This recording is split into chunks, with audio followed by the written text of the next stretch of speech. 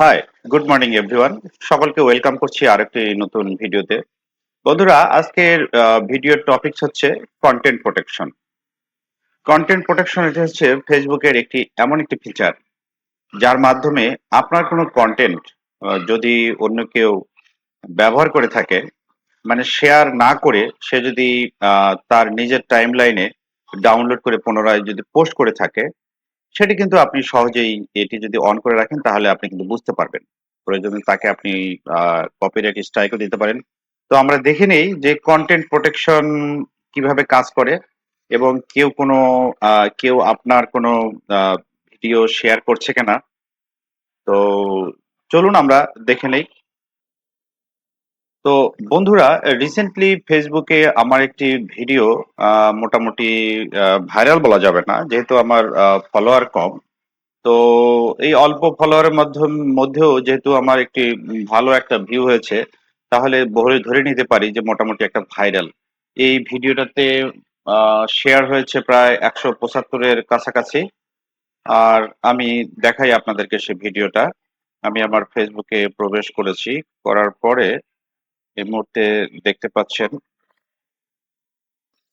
এই হচ্ছে আমার সেই ভিডিও। আপনারা দেখতে পাচ্ছেন যে এখানে ১৭৬ শেয়ার হয়েছে এবং আরো যদি আমরা পরিসংখ্যান এখানে দেখি যে ৫৯,২৮০। আমি আগেই বললাম যে এটা খুব অল্প পরিমাণে ভিউ।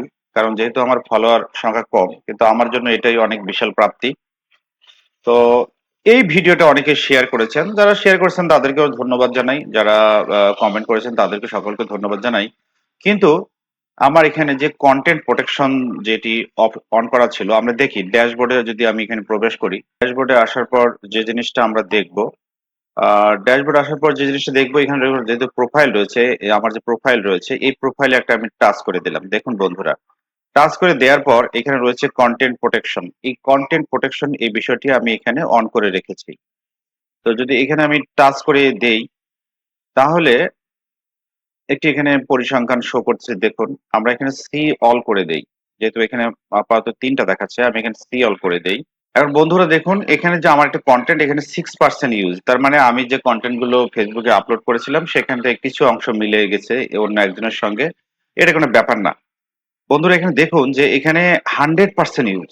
হুবহু আমার যে কনটেন্ট সেটা পুরোপুরি সে শেয়ার না করে ব্যবহার করেছে। ১ জন করেছে, ২ জন করেছে।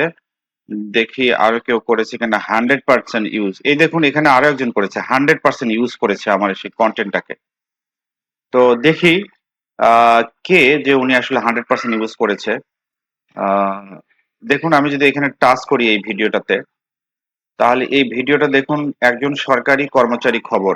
এই আ আইডি থেকে আ উনি এটা ভিউ পেয়েছে। আ প্রায় অনেকগুলো ভিউ পেয়েছে। তো কি একটা আজব অবস্থা। কনটেন্ট আমার। কিন্তু শেয়ার করেছে এই যে সরকারি কর্মচারী। যদি আমি এই প্রোফাইলে যদি ঢুকে যাই,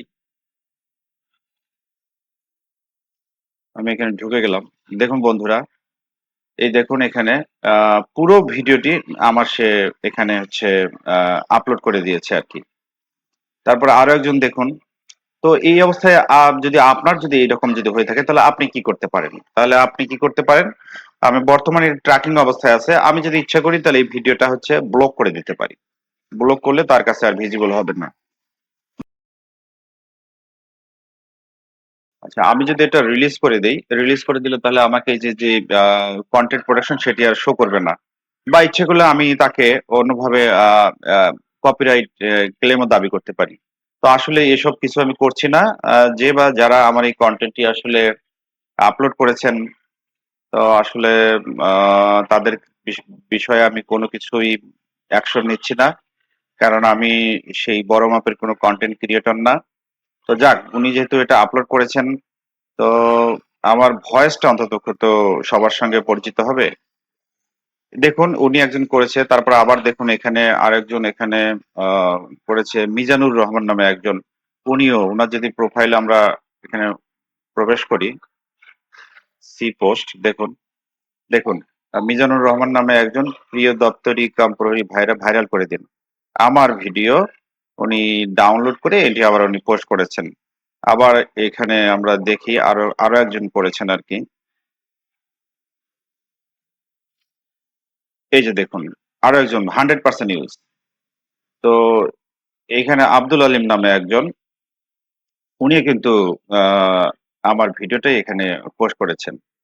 তো ইচ্ছে করলে এগুলোকে আমি ব্লক করে দিতে পারি।